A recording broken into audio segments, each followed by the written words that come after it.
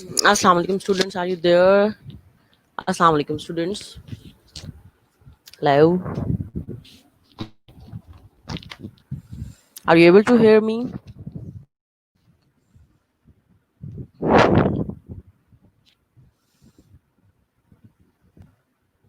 Are you able to hear me students? BSN?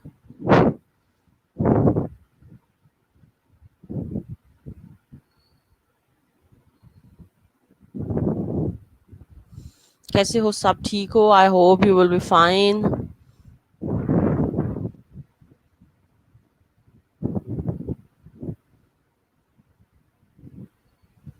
I think vitamins हमने नहीं आज करना. We will continue the carbohydrate metabolism and it will be updated soon. Upload हो जाती है ये भी because we have done with the vitamins.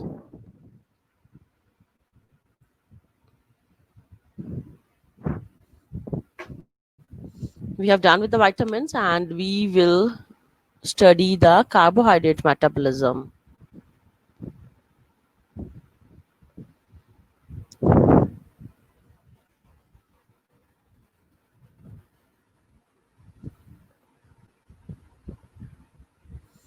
So, any one of you has revised? Okay, thank you, students. Any one of you has revised what we studied in the last lecture, which was the glycogen metabolism?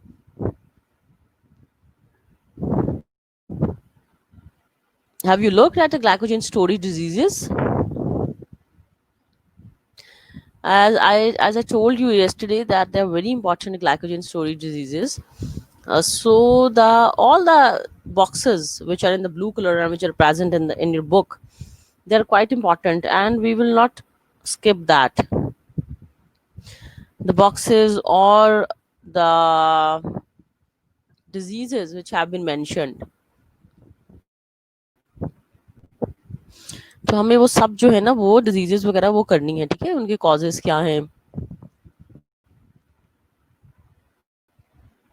So as soon as it will be uploaded, we will move towards the glycogen storage diseases, and we will do the pathway which is HMP shunt, hexose mono phosphate pathway, and lactic acid cycle. Hopefully today we will finish this chapter, which was carbohydrate metabolism. And the metabolic pathways, you cannot get approach to by reading them only once. So you have to practice it. You have to practice it in your rough copies, in your registered. You have to draw the pathways, you have to draw the cycles, you have to remember the names of the enzymes, and only then you can have a grip over it. Otherwise you will mix it, because there are like 6 pathways of carbohydrate metabolism. There are 3 or 4 pathways of fat metabolism. There is also pathway for protein metabolism, so you are going to mix all that. So try to practice as much as you can. So only practice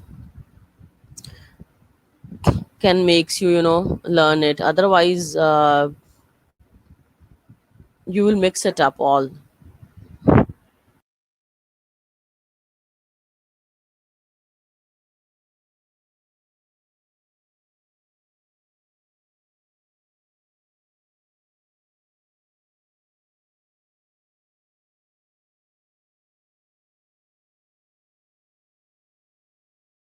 So we will move towards the glycogen storage diseases. But I think they have not uploaded yet. वालेकुम सलाम करीमला, वो सही वाली upload करनी थी. ये तो vitamins आपने अपलोड कर दिए, मैंने आपको मेल किया और व्हाट्सएप भी किया है. जी मैम. ठीक है ना. Okay ma'am.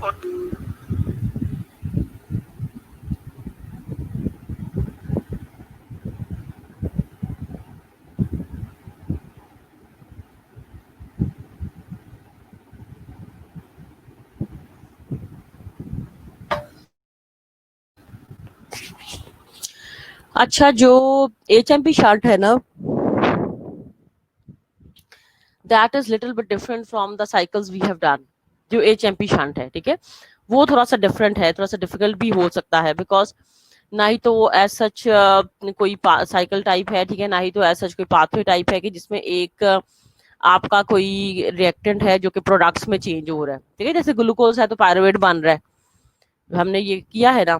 बट HMP जो शंट है ना, उसमें हमारी प्रोडक्ट्स ढेर सारी हैं, ठीक है, और उसमें जो है आपका बेसिकली तो वो है, वो कार्बोहाइड्रेट मेटाबॉलिज्म का हिस्सा है, but that is not specific. वो ग्लूकोज के लिए स्पेसिफिक है, वो फ्रक्टोज के लिए स्पेसिफिक है, ठीक है. तो उसमें ये है कि we get a number of monosaccharides from HMP shunt, ठीक है. और उसकी सिग्निफिकेंस में हमारे पास ऐसा नहीं है कि हमें जो है वो ग्लूकोज मिल रहा है या फ्रक्टोज मिल रहा है. उसकी सिग्निफिकेंस ये है बेसिकली कि जो हमें कोएंजाइम्स हैं, बेसिकली NADPH, वो हमें बेसिकली बॉडी में जो बन रहे हैं ना, that is the only pathway by which we are getting the NADPH, the coenzymes. तो ये बेसिकली उसकी सिग्निफिकेंस है कि अगर तुम लोगों को याद हो तो कार्बोहाइड्रेट्स में हमने पढ़ा था glutathione. Anyone of you remember the glutathione? We have studied the glutathione in carbohydrates. And what is basically a glutathione? It is a tripeptide protein, ठीक है, जो कि रेड ब्लड सेल्स को ऑक्सीडेशन हिमोलाइसिस से बचाती है अगर ग्लूटाथायोन अपनी रिड्यूस्ड फॉर्म में हो. और ग्लूटाथायोन को रिड्यूस फॉर्म में रखने के लिए basically we need the NADPH2. तो ये इंपॉर्टेंस है बेसिकली NADPH2 की कि ये ग्लूटाथायोन को रिड्यूस फॉर्म में रख रही है, ठीक है.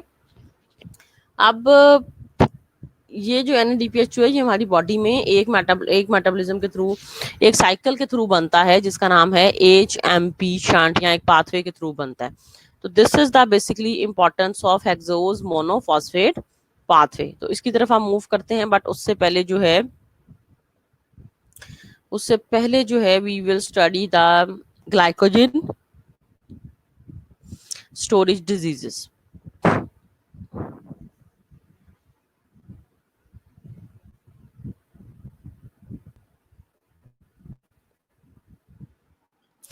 So we are moving towards the glycogen storage diseases.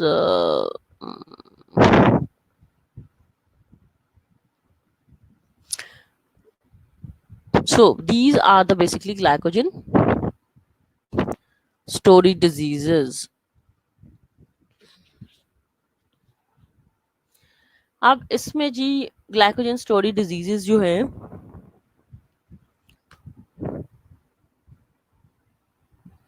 it is the excess accumulation of the normal और एबनॉर्मल ग्लाइकोजन. की बॉडी में आपके ग्लाइकोजन जो है उसकी जो है एक्सेस एक्यूमुलेशन हो गई, यानी कि जो ग्लूकोज है that is efficiently changing into glycogen, ठीक है. ग्लूकोज जितना भी तुम लोग ले रहे हो वो आपका फौरन से अगर ग्लाइकोजन में स्टोर हो जाता है, आपकी बॉडी को अवेलेबल नहीं होता, तो ज्यादा ग्लूकोज लेने का आपको कोई फायदा नहीं है. And this is some type of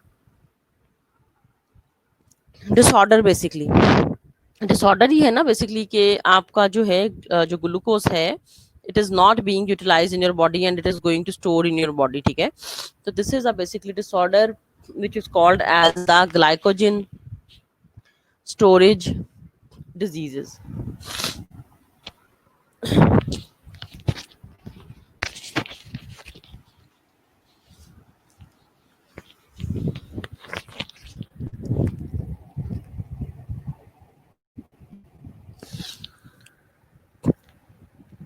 These are the group of genetic diseases that result from a defect in the enzymes required for either glycogen synthesis or degradation.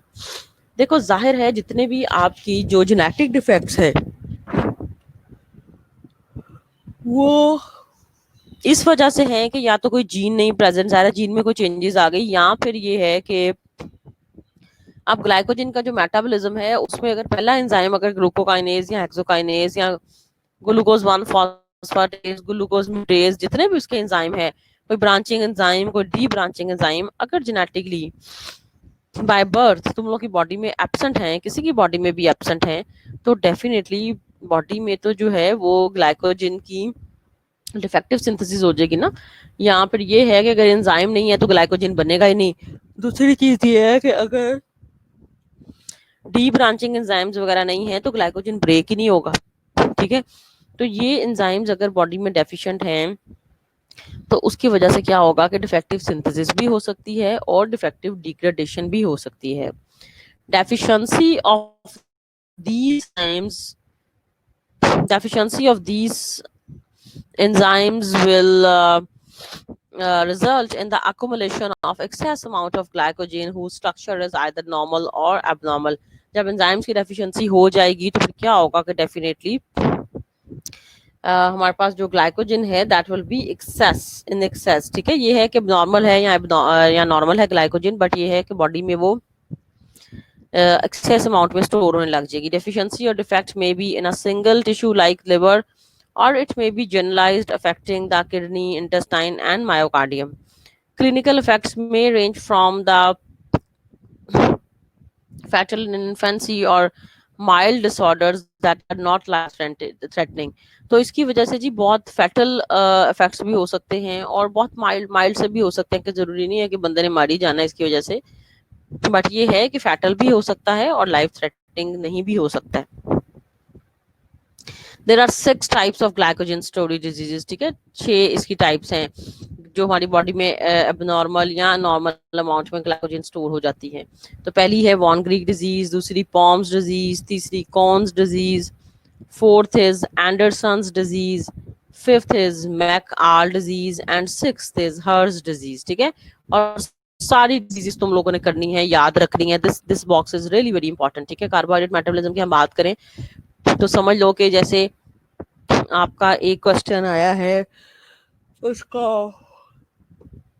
Glycolysis का, ठीक है। तो एक क्वेश्चन साथ में किसी ना किसी डिजीज का डेफिनेटली आ जाता है, तो we will definitely do this. So moving towards the disease, von Gierke's disease type 1 जो है जी, deficiency of glucose 6 phosphatase phosphatase enzyme leads into von Gierke's disease. इसकी वजह से क्या हो रहा है कि ग्लाइकोजन के जो स्टोर्स हैं, ग्लाइकोजन ब्रेक नहीं हो रहा और उसके जो स्टोर्स हैं ना वो बढ़ते चले जा रहे हैं, ठीक है। इसमें स्ट्रक्चर तो ग्लाइकोजन का नॉर्मल होता है, लेकिन ये लिवर को, किडनी को और इंटेस्टाइन को इफेक्ट कर रहा है और इसकी वजह से फिर हाइपोग्लाइसीमिया बहुत ज्यादा हो रहा है। देखो जितनी ग्लूकोज हमारी बॉडी में आ रही है वो फौरन से अगर ग्लाइकोजन में स्टोर हो जाती है, इसका मतलब बॉडी को अवेलेबल नहीं होती, तो आप पेशेंट कौन सी स्टेट में रहेगा, जाहिर है हाइपोग्लाइसेमिक स्टेट में रहेगा। तो इसका साइड इफेक्ट ये है वॉन ग्रीक डिजीज का कि it results in the swear hypoglycaemia, कि इसकी वजह से जो है वो ग्लाइकोजन स्टोरेज डिजीज जो है इसकी वजह से क्या हो रहा है कि ग्लूकोज का लेवल बढ़ नहीं रहा।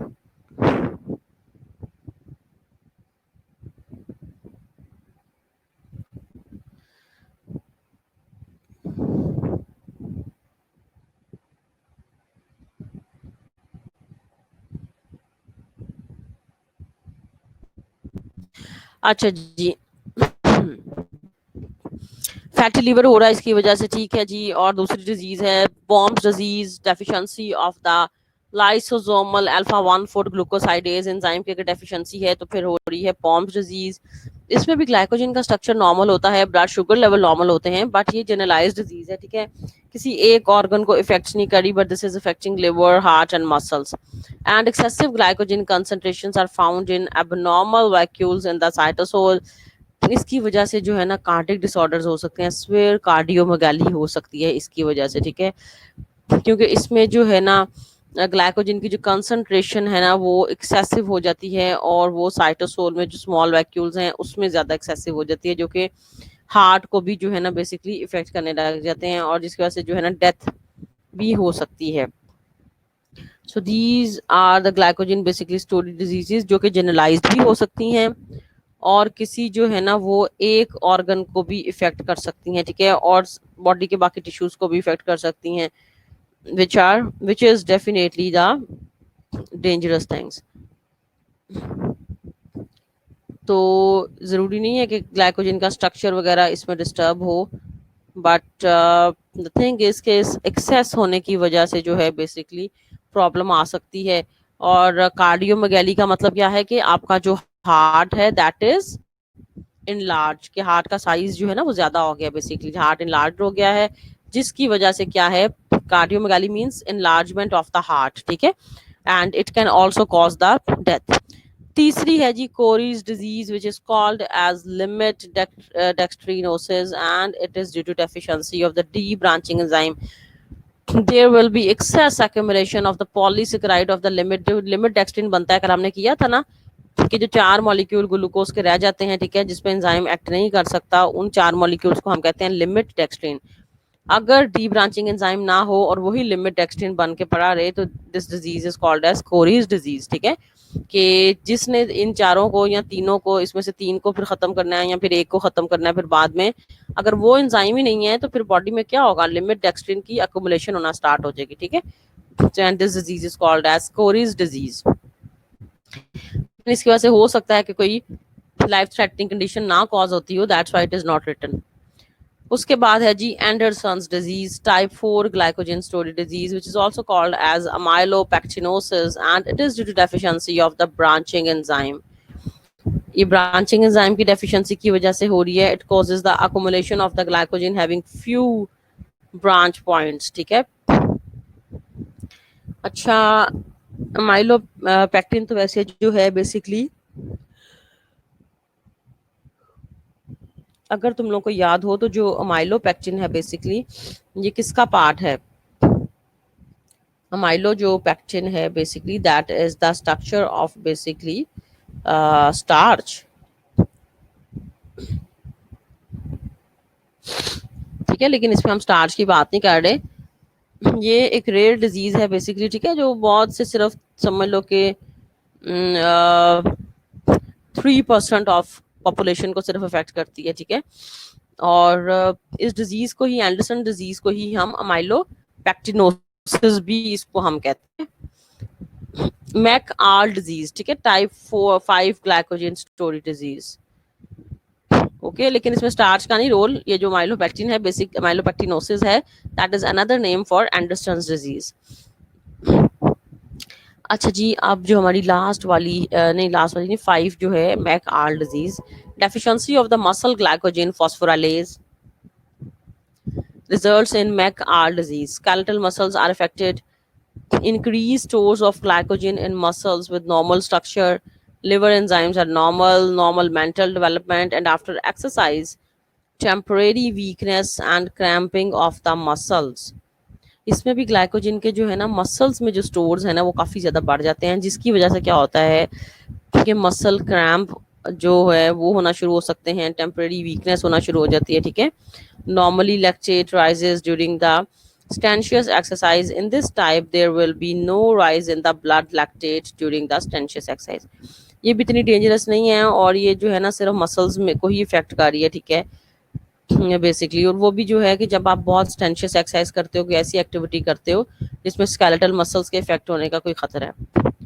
6th वाली है जी हर्ज डिजीज, और ये भी है जी फॉस्फोग्लूकोम्यूटेज की डेफिशिएंसी की वजह से हो रही है, ठीक है, और इसकी मेरे सामने हर्ज डिजीज की कॉम्प्लिकेशंस जो हैं दैट इज नॉट रिटन, तो इसका मतलब है कि सिर्फ इसमें भी ग्लाइकोजन स्टोरेज हो रहा है, लेकिन ये भी लाइफ थ्रेटनिंग इतनी नहीं है, बिकॉज अगर होती तो that should be also mentioned, ठीक है जी। तो this is also the glycogen storage disease, और ये बेसिकली लिवर में बेसिकली हो रही है कि लिवर में ग्लाइकोजन जो है वो जो स्टोर होती है उसको फिर आप ब्रेक डाउन नहीं कर सकते, ठीक है, तो लिवर में ग्लाइकोजन की बेसिकली अकोमुलेशन होना शुरू हो गई है, but this is not as such dangerous, ठीक है, इतनी डेंजरस नहीं है।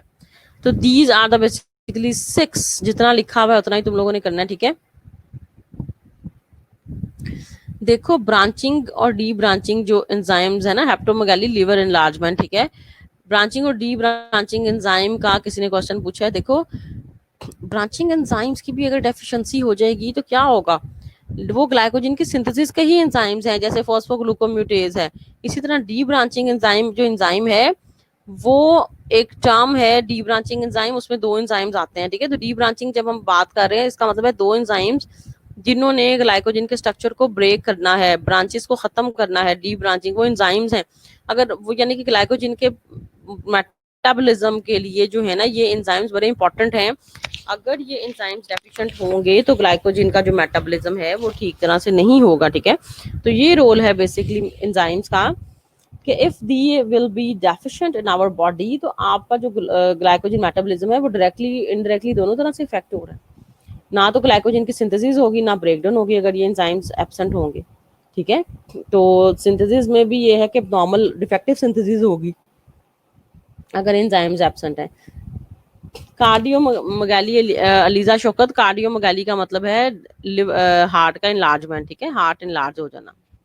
दिल अगर किसी का बढ़ जाए तो definitely that is the dangerous disease, ठीक है, कार्डियोमेगाली। तो जिसमें कार्डियोमेगाली हो रही है या हेपेटोमेगाली हो रही है वो डेंजरस डिजीज है। बाकी जिसमें सिम्टम्स इतने नहीं स्वेयर लिखे हुए, इसका मतलब है वो कोई इतनी खास स्वेयर डिजीजेस नहीं है। इसकी वजह से ये है कि तुम लोग ये देखो कि अगर ग्लाइकोजन बॉडी में स्टोर होती जा रही है, ठीक है, इसका मतलब है ग्लूकोज हमें अवेलेबल नहीं है। ग्लूकोज नहीं है तो इसका मतलब है patient can go in the severe hypoglycemic state. ये सबसे बड़ा इसका साइड इफेक्ट है कि हाइपोग्लाइसेमिया में आप जा सकते हो अगर आपको ग्लूकोज नहीं मिल रहा, ठीक है। और hypoglycemia itself is a dangerous situation, itself is a dangerous disease. अच्छा जी, नेक्स्ट अब हम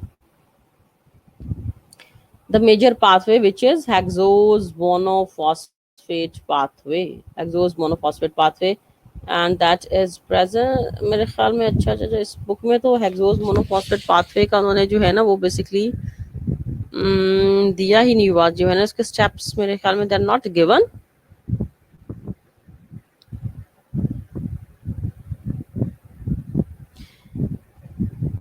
कैन यू प्लीज चेक? दिया हुआ, ठीक ठीक ठीक, right. This is the basically hexose monophosphate pathway. I was thinking कि ये दिया भी हुआ है कि नहीं। ओके फाइन, ठीक है। तो जी हेक्सोज मोनोफॉस्फेट पाथवे हम करते हैं इंशाल्लाह start. Other names are pentose phosphate pathway, phosphogluconate pathway, ठीक है, इसको हम पेंटोज फॉस्फेट पाथवे भी कहते हैं, फॉस्फोग्लूकोनेट पाथवे भी कहते हैं। The importance of hexose monophosphate pathway is mainly due to NADPH2 produced in the pathway। जैसे मैंने पहले भी बताया है तो इसकी इंपॉर्टेंस ये है कि ये NADPH2 बना रहा है जो कि एक कोएंजाइम है, ठीक है, एक बायोकेमिकल इंपॉर्टेंट रिडक्टेंट है जो कि ग्लूटाथायोन को रिड्यूस रखने के लिए बहुत ज़्यादा इंपॉर्टेंट है, और वो सिर्फ बॉडी में हेक्सोज मोनोफॉस्फेट पाथवे के नतीजे में ही बन रहा है और किसी पाथवे के रिजल्ट में जो है NADPH2 नहीं बन रहा। तो जी ये इसकी सबसे पहले तो सिग्निफिकेंस है, और अक्सर इसकी सिग्निफिकेंस ही ज्यादा जो है ना वो आती है हेक्सोज मोनोफॉस्फेट पाथवे की।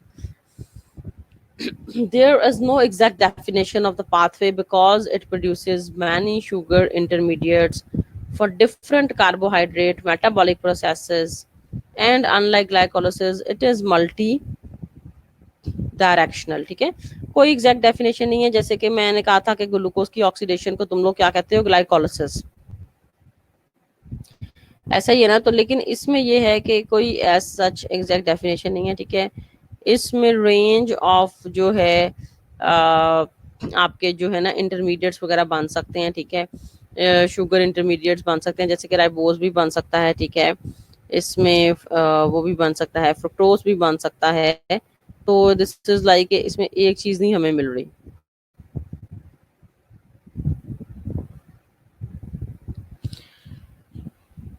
It consists of two irreversible oxidative reactions followed by the series of sugar phosphate interconversions. It occurs in the cytosol में हो रहा है, red blood cells के, liver, adipose tissues, lactating mammary glands, thyroid, adrenal cortex, test and ovaries, ठीक है। ये सारी locations हैं, ये सारी लोकेशंस हैं जहाँ पे जो है वो HMP शंट जो है हमारी बॉडी में प्रोसीड कर रहा है, हो रहा है, ठीक है।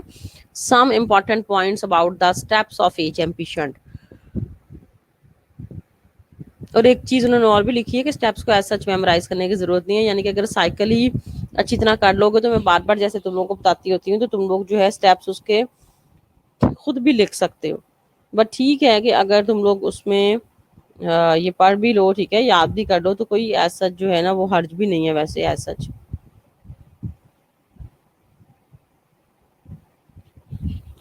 Glucose to glucose 6 phosphate is not the first reaction, neither it is a part of HMP shunt. rather this is a common reaction for both glycolysis and HMP shunt. अच्छा, हमें ये पता है कि ग्लूकोज से ग्लूकोज 6 फॉस्फेट बनता है, ठीक है ना। ये ग्लाइकोलिसिस का पहला स्टेप है। इसके अलावा ये ग्लाइकोजन मेटाबॉलिज्म में भी पहला स्टेप है कि ग्लूकोज से ग्लूकोज 6 फॉस्फेट बन रहा है, ठीक है ना। तो ये बेसिकली बहुत से मेटाबॉलिज्म्स का एक समझ लो कि स्टेप है। तो ये कोई वो कह रहे हैं कि स्पेसिफिक स्टेप नहीं है, ठीक है, जो ग्लूकोज से ग्लूकोज 6 फॉस्फेट बन रहा है। तो HMP starts with the glucose 6 phosphate. तो हम जो पहला स्टेप है ना, वो हम नहीं कह सकते कि HMP शंट का हिस्सा है, क्योंकि वे बहुत सारे जो है ना पाथवेज जो हैं उनका पार्ट है। HMP shunt is also called as direct oxidative pathway because oxidation occurs in the first reaction, that is glucose 6 phosphate to glucose 6 phosphogluconolactone with the production of first NADPH2 of the pathway. The second NADPH2 is produced by the, इसमें दो molecules basically बन रहे हैं NADPH2 के, ठीक है। And the second NADPH2 is produced by the oxidative decarboxylation of 6 gluconate with the release of carbon dioxide, and this carbon dioxide is a characteristic product of the HMP shunt के इसके result में तुम लोगों को carbon dioxide भी मिल रही है, ये भी इसकी एक इंपॉर्टेंस है, ठीक है। That is also considered the importance that we are getting the NADPH2, we are also getting the carbon dioxide as a result of the HMP shunt। और दो इसके बेसिकली, एक इसका ऑक्सीडेटिव पाथवे है, ठीक है, और एक में आपको जो है ना वो कार्बन डाइऑक्साइड मिल रही है। So there are basically two pathways, and when we look at the cycle basically, then we will learn importance जो है ना basically NADPH2 की, उसी की तरफ हम basically आ रहे हैं। Rate limiting enzyme glucose 6 phosphate dehydrogenase is the key enzyme, and the enzyme produces the first NADPH2 in the pathway.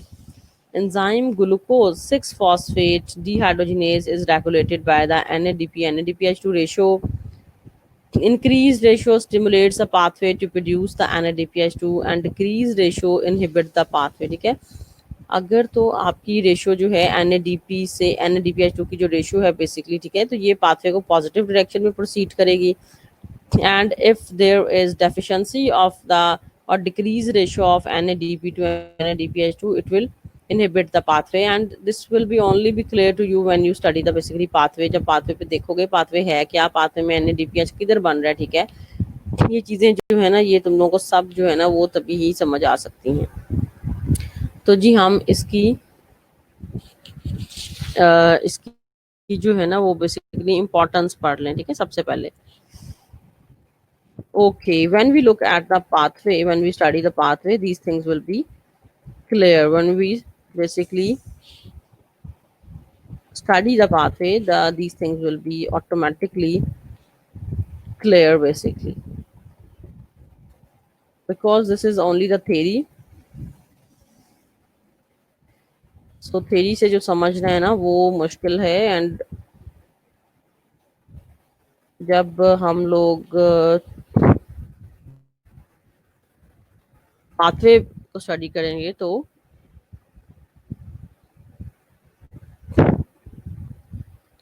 ठीक है, when we study the pathway these things will be clear. So this is only the basically the theory, the background basically, ठीक है। And उसमें लिखा भी हुआ है कि no need to memorize these steps, so this is basically background, but ठीक है एक दफा हम उसको कम से कम रीड आउट कर लेते हैं ताकि इसमें कोई इंपॉर्टेंट चीजें हैं तो वो भी हम कर लें।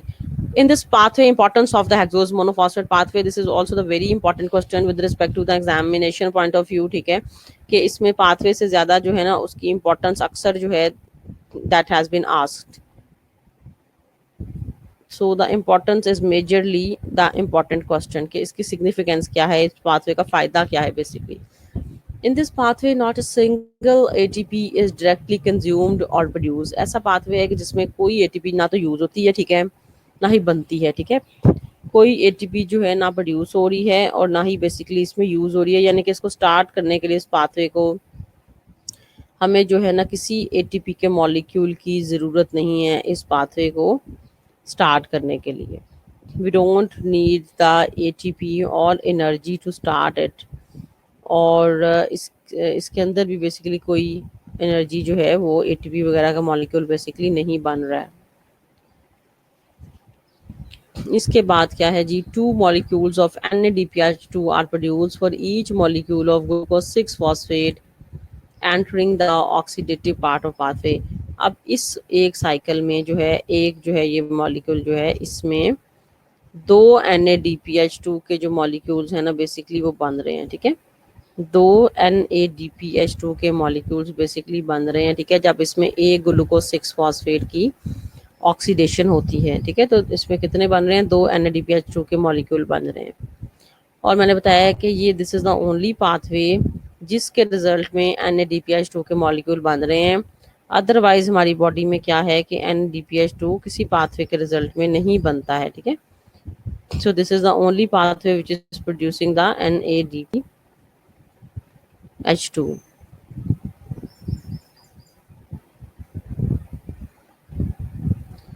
Pathway maintains the integrity of the red blood cells by producing the NADPH2। अब ये पाथवे जो है ये रेड ब्लड सेल्स की इंटीग्रिटी को मेंटेन करता है, क्योंकि जो NADPH2 है उस वो क्या करता है बेसिकली, मैंने पहले भी बताया है कि जो ग्लूटाथायोन है, ठीक है,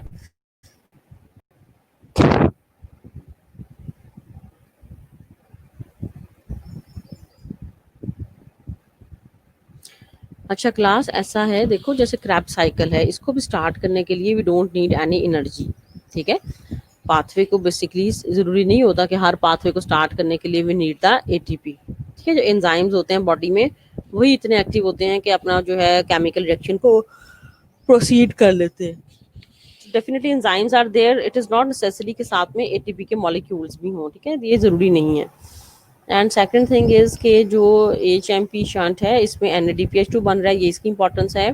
और मैं दोबारा रिपीट कर रही हूँ कि NADPH2 का फ़ायदा क्या है। तो जो ग्लूटाथायोन हमने पढ़ी थी वैसे आगे यूजेस आ रहे हैं NADPH2 के, ठीक है। याद है तुम लोगों को, ग्लूटाथायोन इज अ प्रोटीन, ठीक है, जो कि रेड ब्लड सेल्स को हीमोलाइसिस से बचाती है। तो ग्लूटाथायोन को रिड्यूस फॉर्म में रखने के लिए वी नीड द NADPH2। अगर NADPH2 नहीं होगा तो ग्लूटाथायोन रिड्यूस फॉर्म में भी नहीं रहेगी, ठीक है। तो ये बेसिकली इसका फ़ायदा है, ठीक है। और ये जो पाथवे है ये इस वजह से यहाँ लिखा हुआ है कि ये जो है रेड ब्लड सेल्स की इंटीग्रिटी को बेसिकली मेंटेन कर रहा है बाय प्रोड्यूसिंग NADPH2, ठीक है। Is it clear?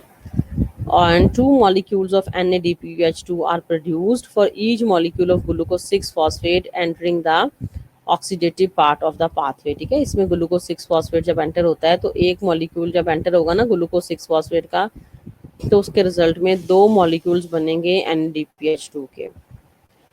Pathway produces the पेंटोजेस, ठीक है, इसके पाथवे के रिजल्ट में पेंटोज शुगर भी बनती है जैसे कि ribose, which are required for the biosynthesis of nucleotides. और हमें पता है जैसे हमने इससे पहले चैप्टर न्यूक्लिक एसिड्स का पढ़ा है कि जो पेंटोज है, जो राइबोज है, that is also the major component of DNA and RNA। It produces the intermediate products for glycolysis. इसके अलावा पाथवे में ऐसी प्रोडक्ट्स भी बनती हैं जो कि आगे जाके ग्लाइकोलाइसिस का हिस्सा बन सकती हैं, ग्लाइकोलाइसिस में यूज हो सकती है। फॉर एग्जांपल इसमें हो सकता है ग्लिसरॉल्डिहाइड 3 फॉस्फेट बनता हो, ठीक है, which is a part of glycolysis, ठीक है। तो when we will look at the pathway then we will study कि इसमें कौन कौन से ऐसे इंटरमीडिएटरी प्रोडक्ट्स बन रहे हैं जो कि ग्लाइकोलाइसिस में भी यूज हो सकते हैं, ठीक है। तो ये सिग्निफिकेंस है बेसिकली HMP शंट की। अच्छा सिग्निफिकेंस आए तो साथ में ये जो नीचे दिए हुए ना यूजेस ऑफ NADPH2 ये भी हम साथ में लिख सकते हैं, बल्कि हमें लिखने चाहिए। ये सारी इंपॉर्टेंस है बेसिकली, सिग्निफिकेंस है हेक्सोज मोनोफॉस्फेट पाथवे की। I am already told you that pathway is important but the significance of the pathway is quite important, ठीक है, more important than the cycle, ठीक है। तो significance जो है इसमें आ सकती है, ठीक है जी। तो ये इसमें NADPH2 बन रहा है, यही इसकी सिग्निफिकेंस है कि एक ग्लूकोज 6 फॉस्फेट से 2 मॉलिक्यूल्स बन रहे हैं NADPH2 के, प्लस पेंटोज शुगर बन रही है, राइबोज बन रही है, ठीक है, जो कि DNA RNA का मेन कंपोनेंट है, ठीक है। तो these are basically the importance of the pathway. अब NADPH2 का यूज क्या है? NADPH2 is a biochemical reductant and it is reduced form of NADP. NADP is derivative of नायासिन vitamin basically, ठीक है। NADPH2 है, ये एक बायोकेमिकल रिडक्टेंट है, ये कंपाउंड्स को रिड्यूस रखने में इंपॉर्टेंट रोल प्ले करता है, ठीक है। और ये NADP की रिड्यूस फॉर्म है। अब NADP क्या है? Nicotinamide, adenine, dinucleotide, phosphate, hydrogenase. जो H2 है इसको हम कहेंगे हाइड्रोजनेज या रिडक्टेज भी तुम लोग इसमें कह सकते हो, ठीक है। और NADP क्या है? Nicotinamide, adenine, dinucleotide, phosphate. Is it okay? NADP is nicotinamide, adenine, dinucleotide, phosphate. And NADPH2 को हम क्या कह सकते हैं? निकोटिनामाइड, एडेनिन, डाइन्यूक्लियोटाइड, रिडक्टेज भी कह सकते हो, हाइड्रोजनेज भी कह सकते हो, क्योंकि उसकी रिड्यूस फॉर्म है। Is it clear? और NADP बेसिकली आया कहाँ से है, ओरिजिनेट कहाँ से किया है? Basically it is derivative of the water soluble vitamin niacin, ठीक है। जो विटामिन B3 हमने पढ़ा था ना, उसका बेसिकली डेरिवेटिव है NADP, ठीक है। उसका बेसिकली ये डेरिवेटिव है। NADPH2 helps in the biosynthesis of the fatty acids and cholesterol, ठीक है। अब NADPH2 का फायदा क्या है? एक तो इम्पोर्टेंट रिडक्टेंट है, चीज़ों को रिड्यूस रखता है। दूसरा इसका फायदा क्या है कि ये फैटी एसिड्स और कोलेस्ट्रॉल की सिंथेसिस में भी मेजर रोल जो है वो प्ले कर रहा है।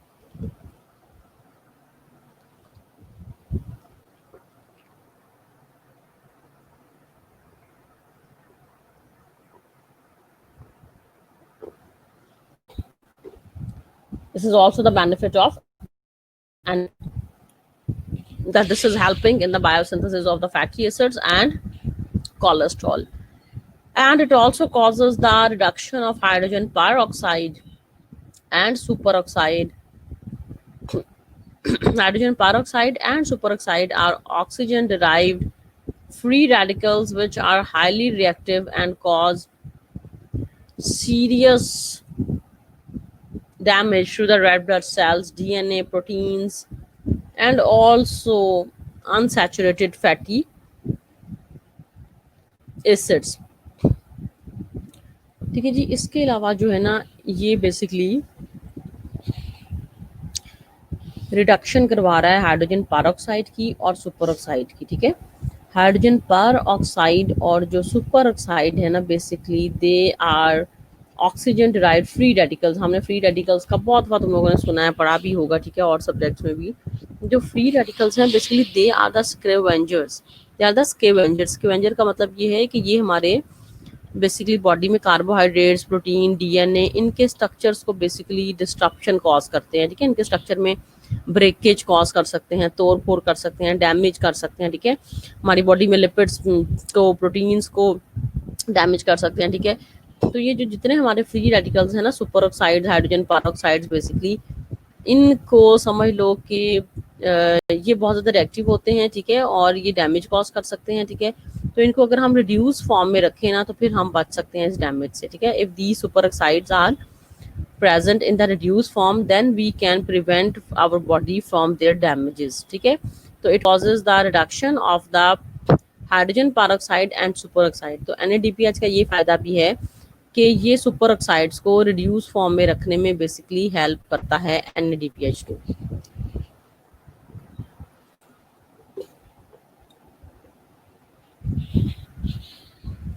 जब भी रिड्यूस फॉर्म में होंगे तो कोई डैमेज जो है नहीं पहुंचा सकेंगे बेसिकली, ठीक है।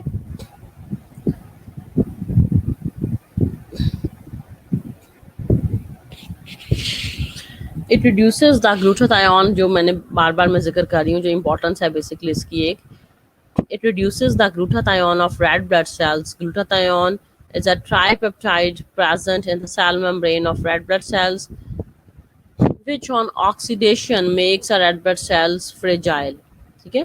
ग्लूटाथायोन अगर ऑक्सीडाइज फॉर्म में प्रेजेंट होगी तो ये रेड ब्लड सेल्स को फ्रेजाइल बना देगी, ठीक है। फ्रेजाइल का मतलब है वीक बना देगी, कमज़ोर बना देगी, ठीक है। So in order to survive and maintain the integrity of red blood cells, it is important to keep the basically glutathione in the reduced form, ठीक है। अगर हम चाहते हैं कि रेड ब्लड सेल्स की इंटीग्रिटी मेंटेन रहे, रेड ब्लड सेल्स फ्रेजाइल ना हो, रेड ब्लड सेल्स हीमोलाइसिस से बच सकें, तो ये बहुत ज़रूरी है कि ग्लूटाथायोन जो है वो रिड्यूस फॉर्म में रहे। This is very important to keep the glutathione in the reduce form, ठीक है। तो ग्लूटाथायोन को हमने रिड्यूस फॉर्म में लाजमी रखना है, और रिड्यूस फॉर्म में रखने के लिए NADPH2 जो है that is playing a very very role.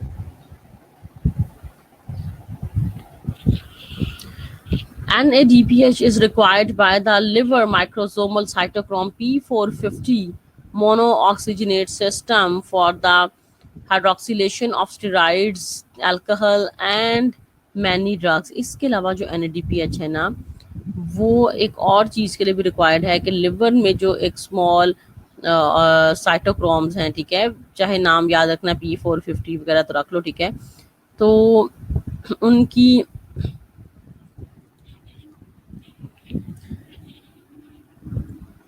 For the hydroxylation of steroids, alcohol and many drugs, ठीक है। तो स्टेरॉइड्स और अल्कोहल की हाइड्रो ऑक्सीलेशन के लिए बेसिकली NADPH भी रिक्वायर है, एज इट इज तुम लोगों ने भी याद कर लेना है। इसके अलावा NADPH2 is also required by the white blood cells for the phagocytosis and killing of bacteria. तो हम सबको पता है कि वाइट ब्लड सेल्स बॉडी का डिफेंस सिस्टम है, ठीक है, बॉडी के डिफेंस में हेल्प करते हैं, हमें इन्फेक्शन से बचा रहे हैं वाइट ब्लड सेल्स, ठीक है, हमें वायरसेस से हमें बचा रहा है, इन्फेक्शन से बचा रहा है। तो वाइट ब्लड सेल्स की जो एबिलिटी है कि बैक्टीरिया से फाइट कर सकें, उसके लिए भी जो है NADPH2 is very very important. तो जब भी अगर सिग्निफिकेंस कभी आ जाती है HMP शंट की, तो इसका मतलब है कि हम साथ में NADPH की भी सिग्निफिकेंस जो है वो लाजमी कोट करेंगे, ठीक है। तो HMP शंट की जो इम्पोर्टेंस है उसमें हमने जो इम्पोर्टेंस वाले पॉइंट्स हैं 3 वो भी लिख रहे हैं, और साथ में जो है इम्पोर्टेंस ऑफ NADPH2 वो भी लिख रही है, बिकॉज HMP शंट के थ्रू ही तो NADPH बन रहा है ना, ठीक है। तो we will write the both the things, ठीक है, डिपेंडिंग ऑन किसके मार्क्स कितने हैं। यस, अगर 1 नंबर का क्वेश्चन है, 2 नंबर का क्वेश्चन है, तो yes you can write short.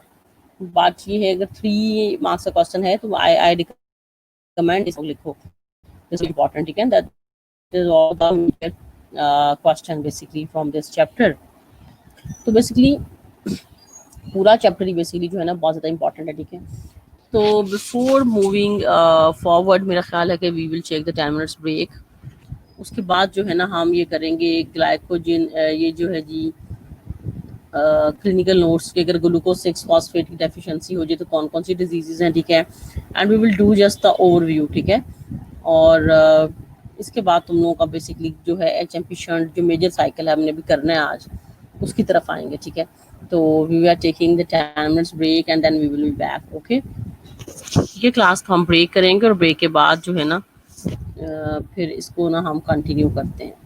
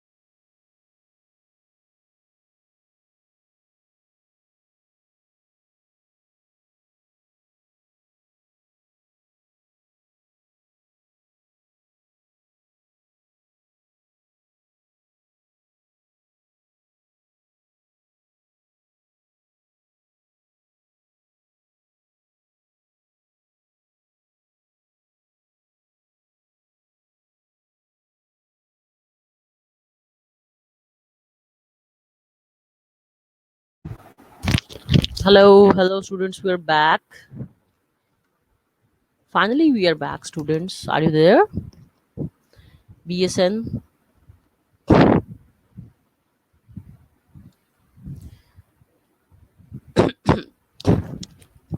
अच्छा जी, BSN finally coming towards the basically HMP shunt pathway. ठीक है, फाइनली हम पाथवे की तरफ आ जाते हैं. ठीक है, विच इज इम्पोर्टेंट वन. इस पाथवे में सबसे पहले तो ये बता दूं कि अगर तुम लोगों के पास किताबें हैं तो इसमें एक मिस्टेक भी है जो तुम लोगों ने ना सही कर लेनी है. ठीक है, पर फिलहाल इसको स्टार्ट करें. पाथवे है क्या basically? Pathway starting with the glucose which is converting into glucose 6 phosphate. ठीक है, जो कि पहला स्टेप है ग्लाइकोलिसिस का भी. इसके अलावा और भी जो पाथवेज हैं उनका भी ये पहला स्टेप है. ठीक है, तो इसमें ये यूनिक नहीं है HMP शंट के लिए ये वाला स्टेप. ठीक है, तो हम ये कह सकते हैं कि HMP शंट यहाँ से नहीं स्टार्ट हो रहा. इज इट क्लियर कि ये जो फर्स्ट स्टेप है ये हम लिखेंगे तो जरूर, लेकिन बट ये है कि this is not the unique step of the HMP shunt. ठीक है, this is also the step for glycolysis as well and glycogen metabolism as well. तो फर्स्ट स्टेप तो वही सेम है कि ग्लूकोज से ग्लूकोज 6 फॉस्फेट बन रहा है. हेक्सोकाइनेज एंजाइम है. एटीपी से एक एटीपी का मॉलिक्यूल यूज हो रहा है और एटीपी से ADP बन रहा है. ठीक है, ये तो पहला स्टेप है. अब ग्लूकोज 6 फॉस्फेट जो है ना वो चेंज हो रहा है किसमें? 6 फॉस्फोग्लूकोनोलैक्टोन में. And the enzyme is glucose 6 phosphate dehydrogenase. ठीक है, glucose 6 phosphate dehydrogenase is the enzyme. और यहाँ पे देखो कि जो NADP है वो रिड्यूस हो रहा है और बना रहा है NADPH2. और यही इस पाथवे की इंपॉर्टेंस है कि इससे हमें NADPH2 मिल रहा है. ठीक है, glucose 6 phosphate is changing into 6 phosphogluconolactone dehydrogenation. और यह इस स्टेप में और glucose 6 phosphate dehydrogenase is the enzyme which is converting the NADP into NADPH2. अब जो 6 फॉस्फोग्लूकोनोलैक्टोन है वो चेंज हो रहा है 6 फॉस्फोग्लूकोनोएट में. ठीक है, hydrolase is the enzyme. Water की स्टेप में एडिशन हो रही है, that's why the enzyme is phospho gluconolactone hydrolase. एक दफा जरा इस पाथवे को पहले पढ़ ले. 6 फॉस्फो ग्लूकोनेट फिर जो है जी वो चेंज हो रहा है अब राइबोलोज 5 फॉस्फेट में. ठीक है, यहाँ तक तो बेसिकली ये ऑक्सीडेटिव इसके स्टेप्स थे. ऑक्सीडेटिव डीकार्बोक्सिलेशन हो रही है. और जो दूसरा है ना NADPH वो इस स्टेप में बन रहा है कि NADP is changing into NADPH2. और साथ में हमें क्या मिल रहा है? हमें मिल रहा है कार्बन डाइऑक्साइड. ठीक है, ऑक्सीडेटिव डीकार्बोक्सिलेशन हो रही है.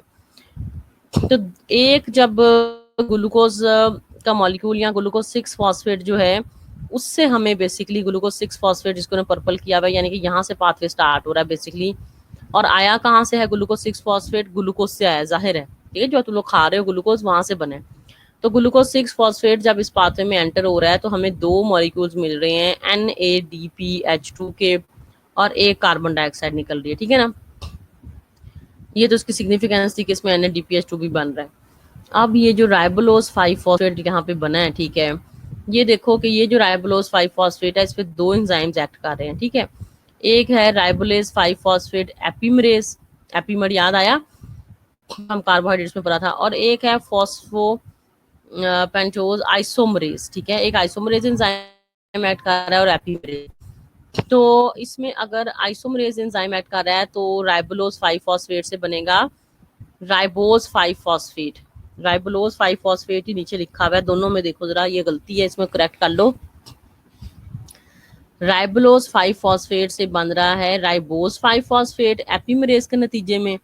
और आइसोमरेज के रिजल्ट में बन रहा है जाइलोलोज 5 फॉस्फेट.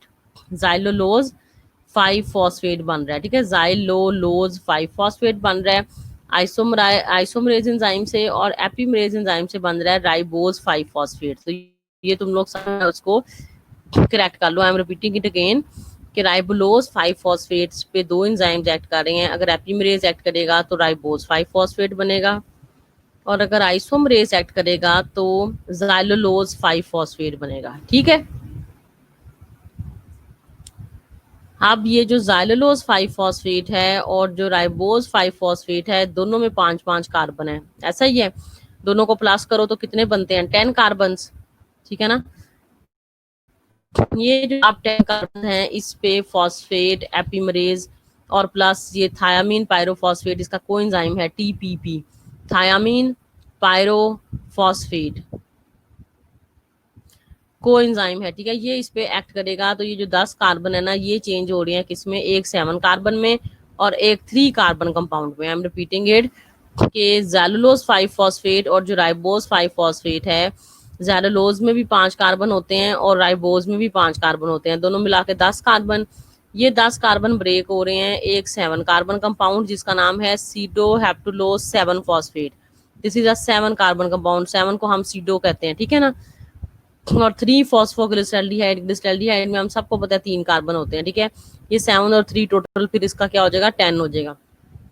तो ज़ैलुलोज 5 फॉस्फेट और राइबोज 5 फॉस्फेट दोनों जो हैं वो 10 कार्बन कंपाउंड हैं, वो ब्रेक हो रही हैं एक 7 कार्बन कंपाउंड में सीडोहेप्टुलोज और एक 3 कार्बन कंपाउंड में 3 फॉस्फोग्लिसरल्डिहाइड। Is it okay. अब ये जो सीडोहेप्टुलोज और 3 फॉस्फोग्लिसरल्डिहाइड है, अगेन दोनों को कंबाइन करो तो 10 कार्बन है ना, तो इस पे ट्रांस एल्डोलेज एंजाइम जो है वो एक्ट कर रहा है और इसको चेंज कर रहा है रिथ्रोज में, रिथ्रोज 4 फॉस्फेट और फ्रक्टोज 6 फॉस्फेट में। दोबारा बता रही हूँ, सीडोहेप्टुलोज और 3 फॉस्फोग्लिसरल्डिहाइड दोनों 10 कार्बन कंपाउंड है। अगर इनको मिलाएं तो इससे 2 चीजें बन रही हैं, 3 नहीं, सुन लो, 2 चीजें बन रही हैं, एक रिथ्रोज 4 फॉस्फेट बन रहा है और एक फ्रक्टोज 6 फॉस्फेट बन रहा है।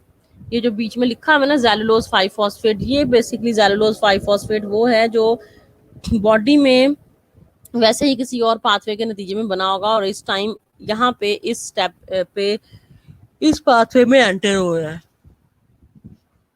ठीक है। ये पहले से ही मौजूद बॉडी में है और ये इस स्टेप में HMP शंट में एंटर हो रहा है, ठीक है। तो सीडोहेप्टुलोज और 3 फॉस्फोग्लिसरल्डिहाइड से 2 चीजें बन रही हैं, एक phospho fructose 6 phosphate which is a 6 carbon compound और एक erythrose 4 phosphate which is a 4 carbon compound. Erythrose में 4 कार्बन होते हैं, फ्रक्टोज 6 फॉस्फेट में 6 कार्बन होते हैं, ठीक है। तो ये 10 कार्बन कंपाउंड बन रहा है और जो ज़ैलुलोज 5 फॉस्फेट है that is entering this pathway at this reaction, ठीक है। वो किसी और पाथवे के नतीजे में बना हुआ है और यहाँ पे सिर्फ एंटर हो रहा है। अब जो रिथ्रोज, अब फ्रक्टोज 6 फॉस्फेट तो एंड प्रोडक्ट एक आपको मिल गई, ठीक है, उसको छोड़ दो। फ्रक्टोज 6 फॉस्फेट इसके रिजल्ट में एक एंड प्रोडक्ट मिल गई हमें। अब 2 चीजें रह गई, ज़ैलुलोज 5 फॉस्फेट और रिथ्रोज, दोनों कितने कार्बन हुए, ज़ैलुलोज और रिथ्रोज 4 फॉस्फेट दोनों 9 कार्बन कंपाउंड है, ठीक है। ज़ैलुलोज में 5 कार्बन होते हैं और रिथ्रोज में 4 कार्बन होते हैं, ठीक है। तो ज़ैलुलोज 5 फॉस्फेट और जो रिथ्रोज 4 फॉस्फेट है बेसिकली दोनों 9 कार्बन कंपाउंड्स हैं, तो इन पे एंजाइम ऐड करेगा ट्रांसकीटोलेज, ठीक है, और साथ में टीटीपी इसका को एंजाइम, ठीक है। तो ये बना देगा बेसिकली एक 3 कार्बन कंपाउंड और एक again 6 carbon compound fructose 6 phosphate. अब ये ना समझना कि फ्रक्टोज 6 फॉस्फेट ऊपर वाला ही जो है वही नीचे लिखा हुआ है इन्होंने, ऐसा नहीं है बिल्कुल भी, ठीक है।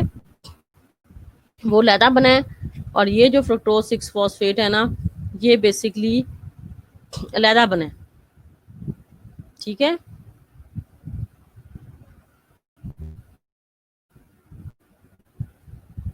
इज इट क्लियर कि वो जो है अलहदा बना है और ये जो है बेसिकली अलहदा बना है।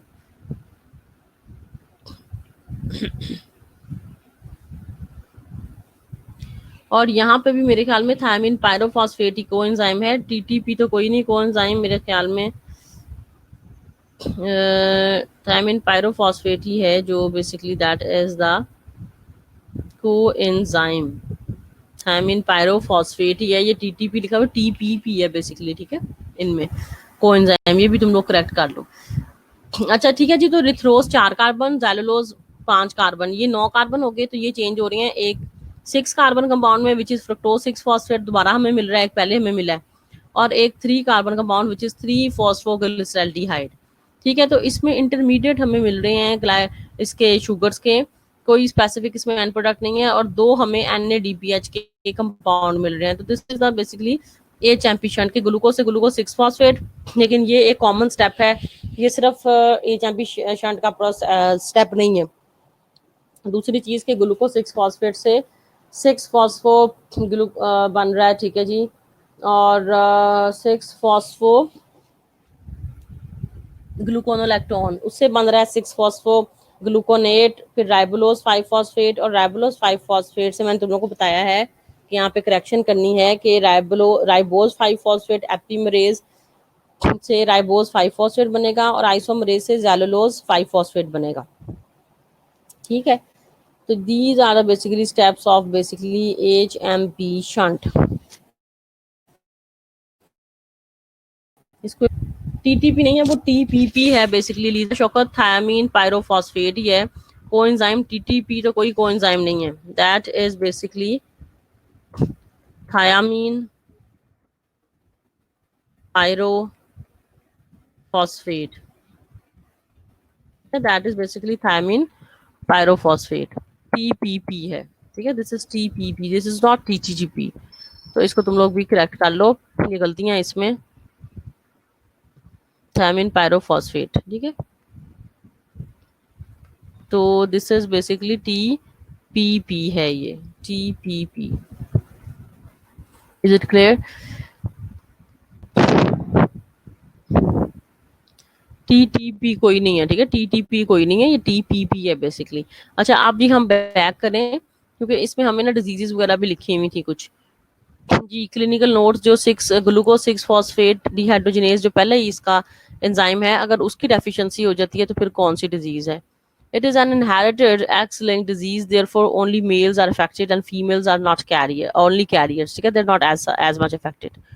अब इस एंजाइम की डेफिशिएंसी की वजह से एक्स लिंक्ड डिजीज जो हो रही है वो सिर्फ मेल्स में होती है, फीमेल्स में नहीं होती। It is very rare for a female to have the glucose 6 phosphate dehydrogenase deficiency. It is most common disease using the enzyme deficiencies, ठीक है, ज्यादा कॉमन है, वरना एंजाइमेटिक डेफिशिएंसी की जो डिजीजेस होती हैं वो एज सच इतनी कॉमन जो है वो नहीं होती, ठीक है। अगर इस एंजाइम की डेफिशिएंसी हो जाएगी तो जाहिर है NADPH2 का मॉलिक्यूल नहीं बनेगा, और NADPH2 नहीं बनेगा तो हमें पता है कि NADPH2 की इंपॉर्टेंस हम पढ़ चुके हैं। Deficiency of NADPH2 increases the concentration of oxidized glutathione, जो कि रेड ब्लड सेल्स को भी फ्रेजाइल कर देगी, उनकी हीमोलाइसिस कर देगी, और रेड ब्लड सेल्स अगर फ्रेजाइल हो जाएंगे तो ज़ाहिर है एनीमिया हो सकता है, बॉडी में और प्रॉब्लम्स हो सकती हैं, ठीक है। Oxidized glutathione is unable to keep the cell membranes of red blood cells in reduced form, hence red blood cells become fragile.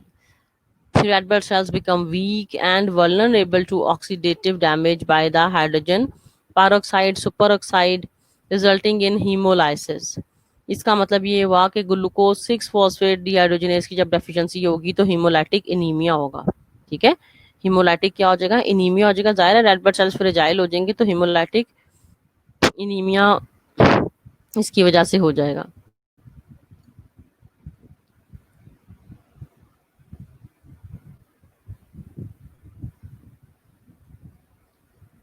इसके बाद जी interestingly, people with the glucose 6 phosphate dehydrogenase deficiency are resistant against the falciparum malaria, ठीक है, that is a kind of basically malaria, ठीक है। जिन लोगों में इसकी deficiency होती है, लेकिन ये है कि वो नेचुरली जो है उनमें मलेरिया होने के चांसेस बहुत कम हो जाते हैं जिनमें ये एंजाइम नहीं होता। अब ऐसा नहीं है कि ये एंजाइम जो है वो मलेरिया एंजाइम है बेसिकली, लेकिन कोई ना कोई इसके साथ जो है वो बेसिकली लिंक होगा डेफिनेटली, जिसकी वजह से जो है ना वो उन्होंने लिखा है।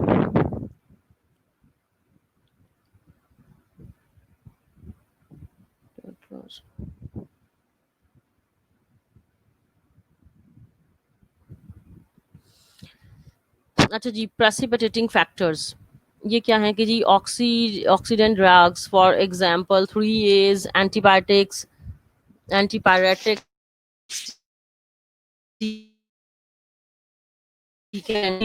ingestion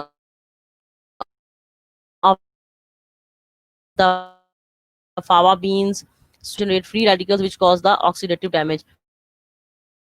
अब इसमें लोग के और ज्यादा खराब करती हैं, ठीक है। तो अगर हम ड्रग्स ले रहे हैं, कोई एंटीबायोटिक्स, एंटीपायरेटिक्स, एंटी मैलेरियल ड्रग्स ले रहे हैं, तो उसकी वजह से भी क्या हो सकता है कि ये जो डेफिशिएंसी डिजीज है बेस ज़्यादा ख़राब हो सकती है। इसके अलावा कोई अगर जो है फावाते हैं सुपर ऑक्साइड्स को हमारी बॉडी में एक्टिवेट कर देती हैं। इसके अलावा इन्फेक्शंस के नतीजे में फ्री रेडिकल्स एक्टिवेट हो जाते हैं। ठीक है, फ्री रेडिकल्स मैंने तुम लोगों को पहले ही बताया है कि ये हमारी बॉडी में स्ट्रक्चरल जो हैं वो चेंजेस लेके आते हैं। अच्छा जी, डिजीज के सिम्टम्स क्या हैं? नियोनेटल जॉन्डिस हो सकता है, हेमोलाइटिक एनीमिया हो सकता है। इसके अलावा हम ये टेस्ट करवाएंगे एविडेंस ऑफ हीमोलाइसिस और laboratory investigations of low levels of glucose 6 phosphate deficiency, तो पता चल जाएगा ये डिजीज है कि नहीं। Treatment, any offending drug should be stopped, underlying infection should be treated, blood transfusion हो सकती है और स्प्लेनेक्टोमी हो सकती है, यानी कि स्प्लीन वगैरह जो है उसको अगर निकालो तो फिर तो कोई फायदा नहीं है। ये बेसिकली इसका जो है ना वो ट्रीटमेंट है। तो इसको हमने बेसिकली पढ़ लेना है तुम लोगों ने। ठीक है, just read out the glucose 6 phosphate dehydrogenase deficiency. ठीक है, जिनको अगर आवाज नहीं भी आ रही, just read out glucose 6 phosphate deficiency. ठीक है, तो इसको कम से कम हमने रीड आउट लाजमी इसको भी हमने करना है। ओके, अब जो है ना आखिरी जो तुम लोगों का साइकिल एक बेसिकली रह गया है, which is the last cycle, which is the Cori cycle और लैक्टिक एसिड साइकिल। बड़ा छोटू सा साइकिल है, ठीक है, सारे पाथवेज के लिहाज से। It is simply known as the lactic acid cycle. It is a simple metabolic pathway in which the lactate produced by the anaerobic glycolysis in the muscles moves to liver and it is converted to glucose, which then returns to muscles and it is converted back to lactate. ठीक है, explain कर रही हूँ कि जो कोरी cycle है इसको हम लैक्टिक एसिड साइकिल भी कहते हैं। Cori's was the name of the basically scientist जिसने इसको डिस्कवर किया था। ठीक है जी, तो जो लैक्टिक एसिड साइकिल है बेसिकली एक मेटाबॉलिक पाथवे है जिसमें जब एनारोबिक ग्लाइकोलाइसिस में, हम सबको पता है कि हमारी बॉडी में क्या बनता है, एनारोबिक ग्लाइकोलाइसिस के रिजल्ट में हमारी बॉडी में बनता है लैक्टेट। ठीक है, एनारोबिक ग्लाइकोलाइसिस के बाद हमें पता है कि बॉडी में क्या बनता है, लैक्टेट बनता है। ठीक है, तो लैक्टेट जो हमारी बॉडी में बनता है basically which is produced as a result of anaerobic glycolysis, और वो मसल्स में बनता है। ठीक है, मसल्स में जो लैक्टेट बनता है वो मूव करता है लिवर में, जहां पे लिवर उसको कन्वर्ट कर देता है ग्लूकोज में।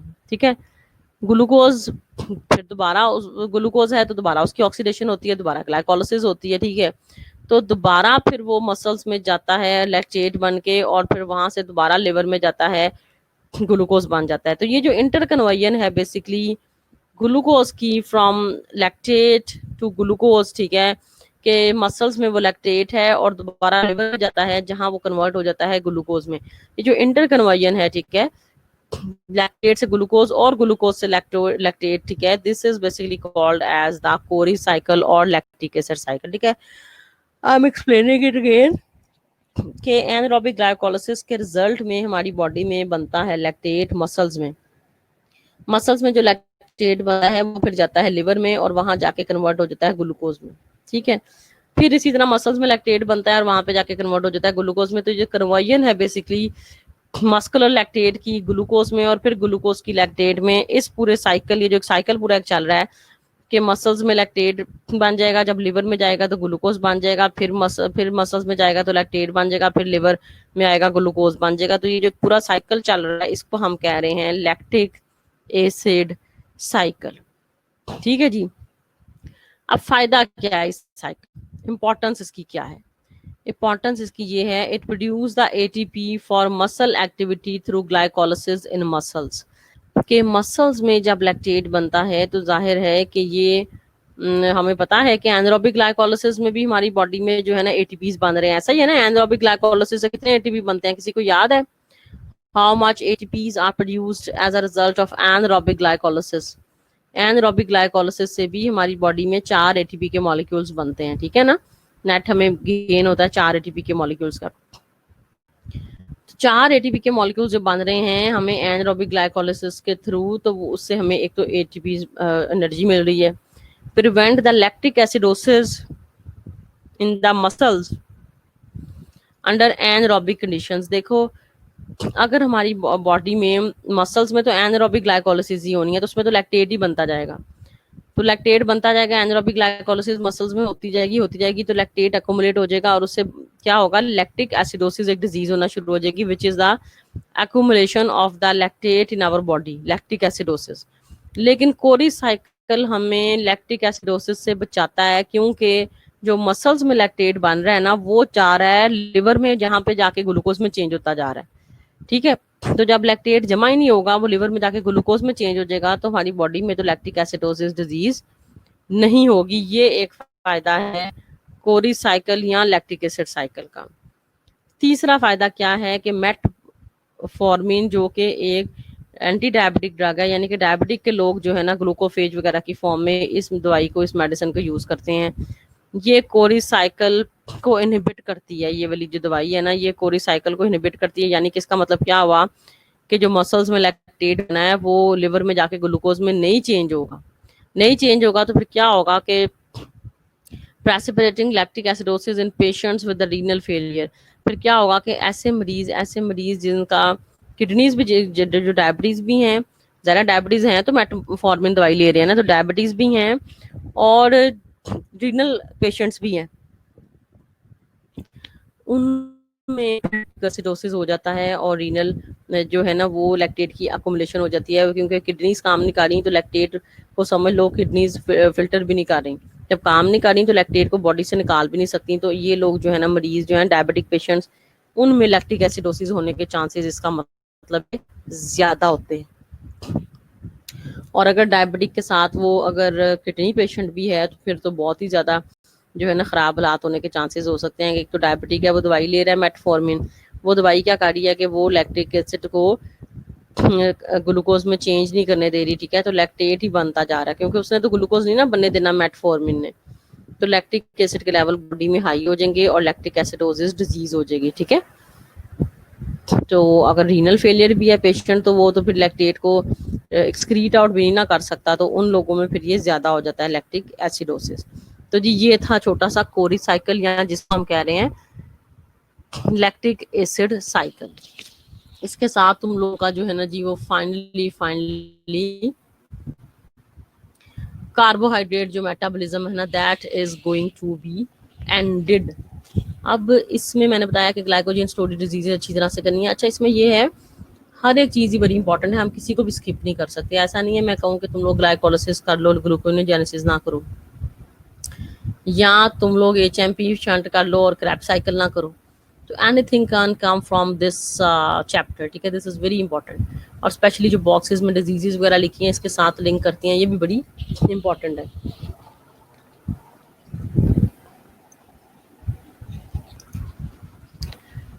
तो ये है कि जब भी हम इस चैप्टर का टेस्ट रखेंगे तो उसका मतलब होगा रियल टेस्ट। ठीक है, रियल टेस्ट मीन्स के एक एक चीज़ जिसमें तुम लोगों को अजबर हो, याद हो, साइकिल्स की तुम लोगों ने घर में बहुत प्रैक्टिस की हो, क्योंकि इट टेक्स टाइम। ऐसा नहीं है, मुझे भी पता है कि ये तुम लोगों को एकदम से याद नहीं हो जाने सारे साइकिल। तो इसके लिए जो है ना जी वो बहुत ज़्यादा प्रैक्टिस की ज़रूरत है कि तुम लोग बार बार जो है ना जी तैयारी करो। फिर ही हो सकता है, क्योंकि अक्सर पेपर में आता है तो बच्चे कोई और लिख देते हैं, और समटाइम्स तो ये लैक्टिक एसिड साइकिल को, कोरी साइकिल को बड़ा कंफ्यूज कर देते हैं कि ये कौन सा साइकिल। तो चीज़ें तभी याद रहेंगी जब जो है ना तुम लोग क्या करोगे, प्रैक्टिस करोगे। प्रैक्टिस नहीं करोगे तो कुछ भी याद नहीं रहना। ठीक है, तो सिर्फ प्रैक्टिस से ही है कि अगर तुम लोगों को जो है ना कोई ये याद रह जाए। अब जाहिर है हाफ हाफ करके लेंगे अल्लाह, लेकिन ये है कि टेस्ट तो हाफ हाफ करके लेंगे, लेकिन इस चैप्टर में कोई मसला, कोई प्रॉब्लम कोई भी है तो वो इजीली यू कैन आस्क। ठीक है, कोई भी प्रॉब्लम है तो वो आराम से तुम लोग पूछ सकते हो, आज नहीं नेक्स्ट टाइम तुम लोग पूछ सकते हो। ठीक है, कभी भी इसमें कोई भी प्रॉब्लम आती है तो यू कैन सिंपली आस्क, क्योंकि ये ऐसा चैप्टर है कि जो टाइम कंज्यूमिंग है, जिसको टाइम लगेगा।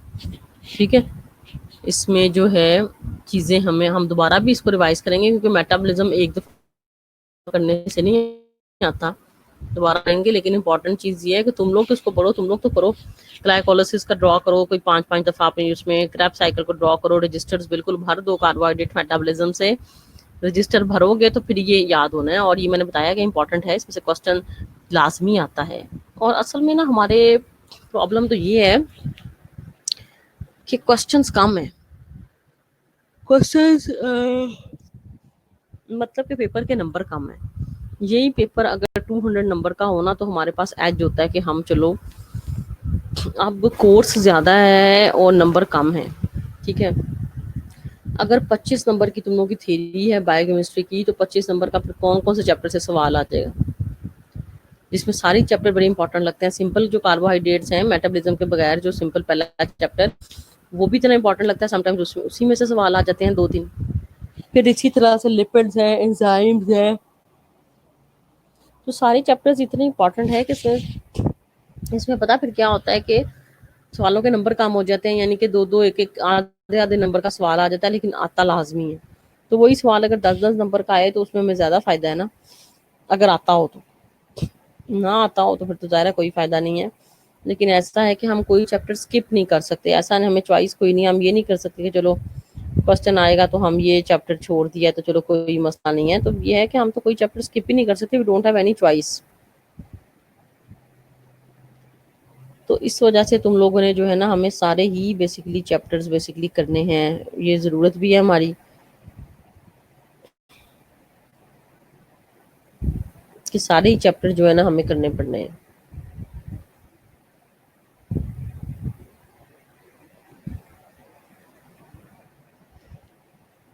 अब तुम लोगों ने जो है ना कोई क्वेश्चन इसमें है तो तुम लोग आराम से जो है ना पूछ सकते हो।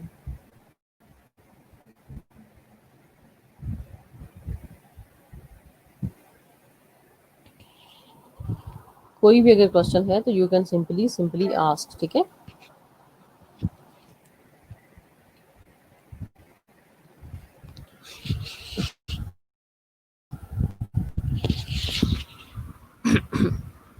नहीं, बाकी मार्क्स प्रैक्टिकल के नहीं है, मैं वैसे बता रही हूँ कि 25 नंबर का तुम लोगों का थ्योरी है, तो 25 नंबर के तुम लोगों के वो भी तो है ना ऑब्जेक्टिव, 25 नंबर के एमसीक्यूज, और 50 नंबर का तुम लोगों का वाइवा, ठीक है।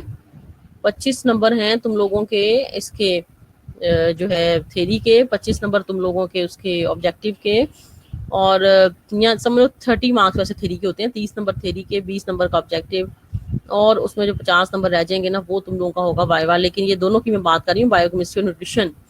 जो थ्योरी आ रही है ना 30 नंबर की, उसमें न्यूट्रिशन भी है, तो बायोकेमिस्ट्री के नंबर तो जाहिर है फिर 20 हो गए, 20 नंबर थ्योरी के बायोकेमिस्ट्री की जो है, और 10 नंबर थ्योरी के उसके न्यूट्रिशन के, तो बेसिकली 50 मार्क्स का टोटल होता है। तो ऑब्जेक्टिव और एससीक्यूज ही होते हैं पेपर पैटर्न जो है, ऑब्जेक्टिव और एससीक्यूज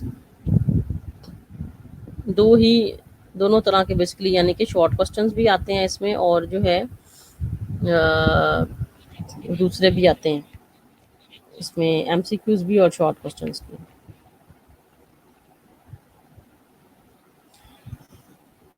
और कोई सवाल तुम लोगों का हो तो यू आर मोर वेलकम।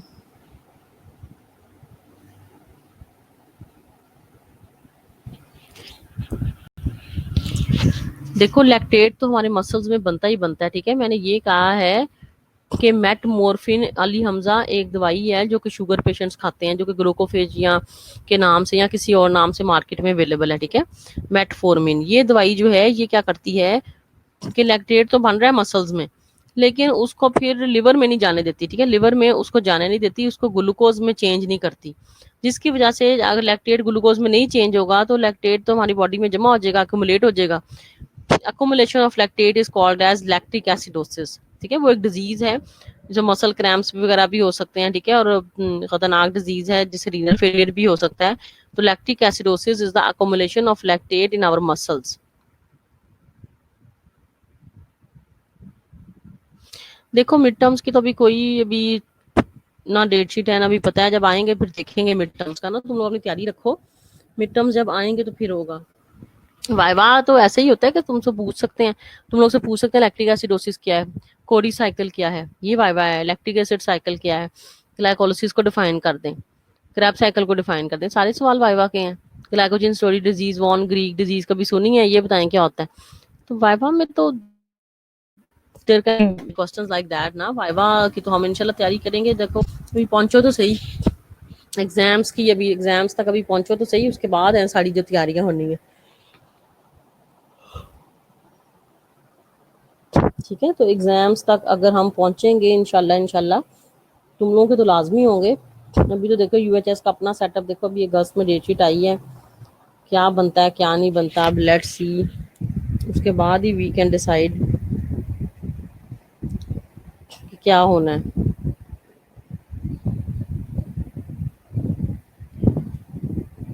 और कोई क्वेश्चन जो है अगर तुम लोगों का तो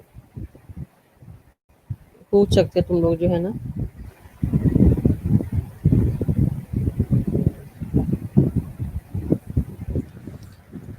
If there is any question, you can simply ask.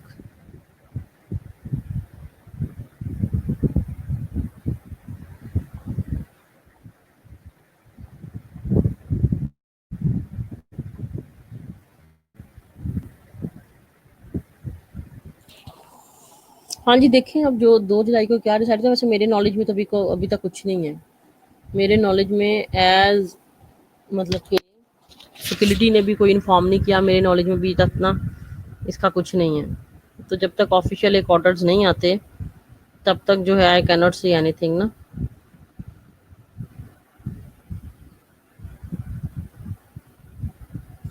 जब तक ऑफिशियल ऑर्डर्स नहीं आते तब तक हम कुछ नहीं कह सकते मिस जुबैदा, या अगर कॉलेज वाले जब तक कुछ बताते नहीं ना, तब तक हम कोई जो है ना इस पे नहीं कर सकते।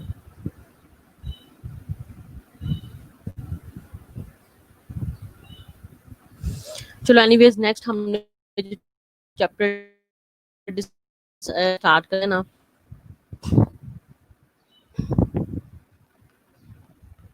अच्छा, इसमें तो सारा चैप्टर ही जो है ना बड़ा इंपॉर्टेंट है बेसिकली। इसमें द होल चैप्टर जो है basically the whole chapter of carbohydrate metabolism is quite important.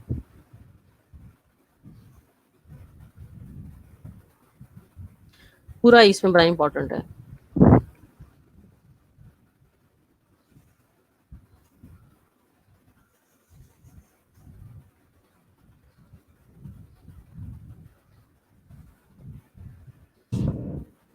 तुम सबके पास बेसिकली टाइम है कि तुम लोग इसको इजीली कर सकते हो, ठीक है ना।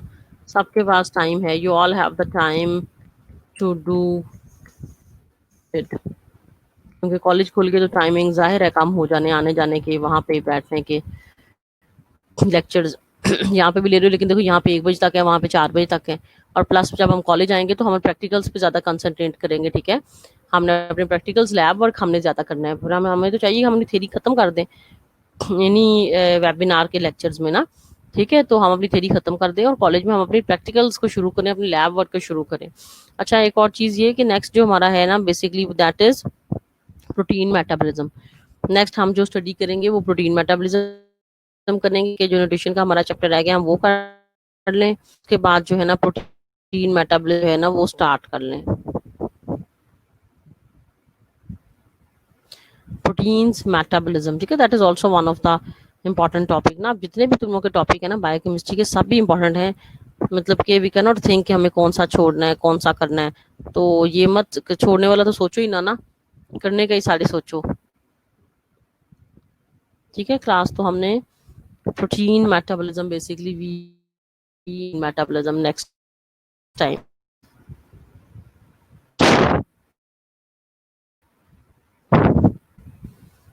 अच्छा, 3 बजे तक लेक्चर्स हैं जी। चलो यार, 3 बजे तक हैं जो भी है, बट जो पढ़ना है डेफिनेटली वो तो पढ़ना है इंशाल्लाह। तो with this we are finishing our lecture. Any questions the more welcome, ठीक है। इसमें प्लीज बॉक्स वाली डिजीजेस लाजमी करनी है, ठीक है। और ग्लाइकोलिसिस और ग्लूकोनियोजेनेसिस मैंने दोनों को बता दिया, एक दूसरे का ऑपोजिट है, ज्यादा इंपॉर्टेंट वैसे ग्लाइकोलिसिस है, ठीक है। और एचएमपी शंट की सिग्निफिकेंस बहुत ज्यादा इंपॉर्टेंट है, ठीक है। पायरुवेट की फेट भी समटाइम आ सकती है कि पायरुवेट क्या क्या चीजें बनाता है, कहाँ कहाँ जाता है आगे। तो मैं इसलिए बता रही हूँ कि पूरा चैप्टर ही बड़ा इंपॉर्टेंट है, ये नहीं कर सकते कि ये ना करें इसको छोड़ दें। इस तरह की कहानी कोई नहीं हो सकती मेटाबॉलिज्म के चैप्टर्स में ना। और साइकिल्स को रिवाइज करो। तो नेक्स्ट जो है ना मुलाकात होती है फिर इंशाल्लाह जो है ना वो नेक्स्ट वेडनेसडे। और देखते हैं, होपफुली अगर कोई न्यूट्रिशन का चैप्टर रह गया तो बुध को वो करेंगे, नहीं तो फिर हम थर्सडे, यानी तो हम फिर क्या है कि कार्बोहाइड्रेट्स वाले को ही इंशाल्लाह स्टार्ट कर देंगे।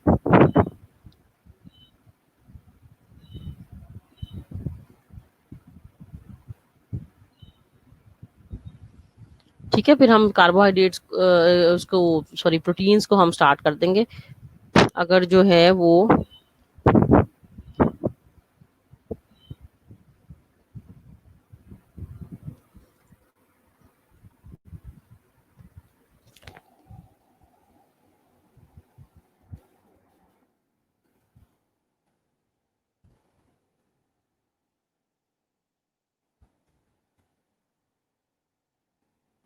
नेक्स्ट वीक तो हमारा टेस्ट है न्यूट्रिशन का।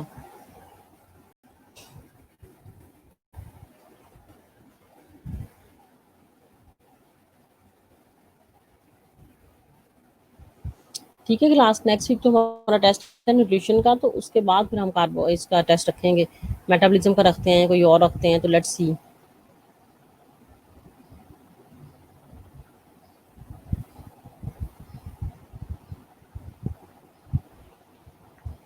ठीक है जी क्लास, मेरी तरफ से फिर खुदा हाफिज, तो मिलते हैं फिर नेक्स्ट वीक। ओके, खुदा हाफिज।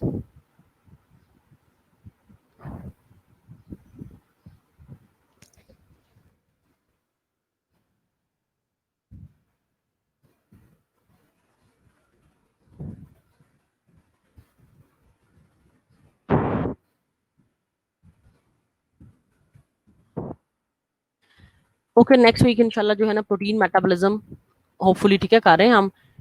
और तो तुम लोगों ने जो है ना चैप्टर लाजमी रिवाइज करना है, चैप्टर लाजमी पढ़कर आना है कार्बोहाइड्रेट मेटाबॉलिज्म का। ठीक है, कोई इसमें मसला हो you can simply ask me. ठीक है, अभी अभी तुम लोग पूछो, ये नहीं है कि कोई महीने बाद टेस्ट हो रहा है तो फिर जी कार्बोहाइड्रेट मेटाबॉलिज्म में तो हमें ये चीज नहीं समझ आई थी, तो ये लाजमी हमने करना है। ठीक है जी, ओके, खुदा।